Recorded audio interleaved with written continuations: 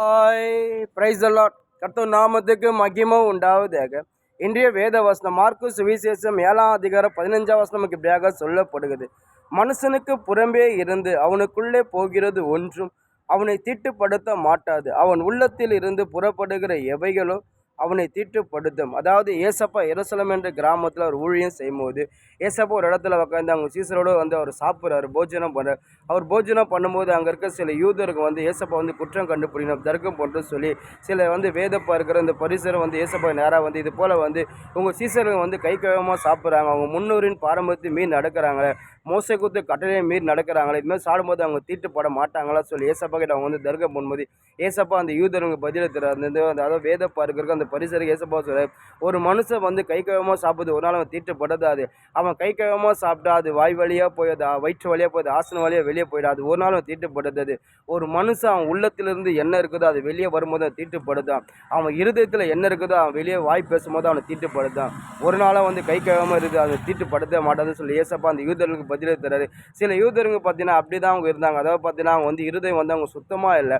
அவங்க இருதயத்தில் பார்த்தீங்கன்னா தேவனை அவங்க உண்மையாக தேடுவே இல்லை. அதாவது ஏசப்பா அவங்க எல்லாவற்றிலையும் கரெக்டாக இருந்தாங்க. அதாவது நியாயப்பிரமாணத்தில் மோசை குத்த கட்டளத்தில் கரெக்டாக இருந்தாங்க, அந்த பாரம்பரியத்தில் கரெக்டாக இருந்தாங்க, நியாயப்பிரமாணத்தில் கரெக்டாக இருந்தாங்க, தசம பாகத்தில் கரெக்டாக இருந்தாங்க, காணிக்கையில் கரெக்டாக இருந்தாங்க. ஆனால் அவங்க ஏசப்பா அவங்க உண்மையாக தேடுவே இல்லை. ஏசப்படத்தில் பார்த்தீங்கன்னா இவங்க என்னை உதிரளவு தான் துதிக்கிறாங்க, யூதத்தில் என்னை உண்மையாக தேடலன்னு சொல்லி சில யூதர்கள் சொல்கிறார். யூதருங்க அப்படி தான் இருந்தாங்க. அதனால ஏசப்பா அந்த யூதருங்க உண்மையாக தேடாமல் இருந்தனால அவங்க வாழ்க்கையில் அநேக நன்மை அவங்க பெறுவே இல்லை. அவங்க வாழ்க்கையில் அநேக தோல்வி தான் அவங்க பெற்றாங்க. இன்றைக்கி நம்மளோட வாழ்க்கை ஆண்டுடைய பிள்ளையாக இருக்கும்போது நம்ம வாழ்க்கை எல்லாவற்றையும் நம்ம ஜெயம் பெறணும். ஒன்றையும் நம்ம இருதயத்தை காத்துக்கொள்ளணும், நம்ம இருதயத்தை பரிசுத்தம் பண்ணிக்கொள்ளணும். ஏன்னா நம்ம தேவன் நம்மளுடைய ஆண்டவராக இயேசு கிறிஸ்து நம்ம இருதயத்தில் வாசம் பண்ணுறாரு.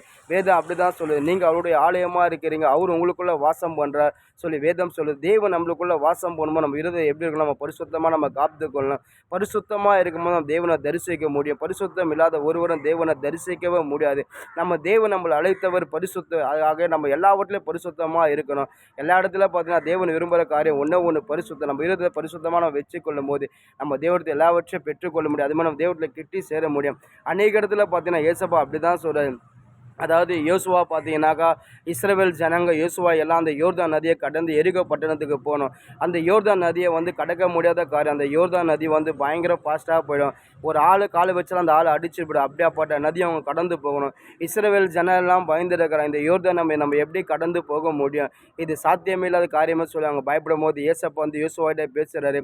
அதாவது இன்றைக்கு உங்கள் இருதயத்தை நீங்கள் பரிசுத்தம் பண்ணிக்கொள்ளுங்கள், நாளைக்கு தேவன் உங்கள் நடுவில் அற்புதம் செய்வார் சொல்லி ஏசப்பா யோசுவானை பேசும்போது அதுக்கப்புறம் யோசுவா இஸ்ரவேல் ஜனங்களை சொல்லும்போது இஸ்ரவேல் ஜனங்கள் அவங்க விருதை பரிசுத்தம் பண்ணி கொண்டாங்க.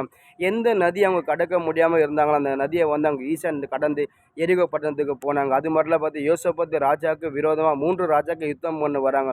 யோசேப்பு ராஜா பயந்து ரொம்ப மனம் கலங்கி இருக்கும்போது அப்போ யோசேப்பு ராஜா எல்லாம் அந்த ஜனங்கள் எல்லாம் கத்தை நோக்கி ஜெபிக்கும் போது அதுக்கப்புறம் ஒரு பரிசுத்தாவி ஒரு மனுஷன் இறங்கி வந்த பரிசுத்தாவி அந்த மனுஷன் தீர்க்க தரிசனமாக பேசுகிறாரு. அதாவது நீங்கள் உங்களுக்கு விரோதமாக சத்துருவை கண்டு பயப்படாதீங்க, உங்கள் இருதயம் கலங்காமலும் பயப்படாமல் இருங்க, கர்த்தர் உங்களுக்காக யுத்தம் பண்ணுவாருங்க.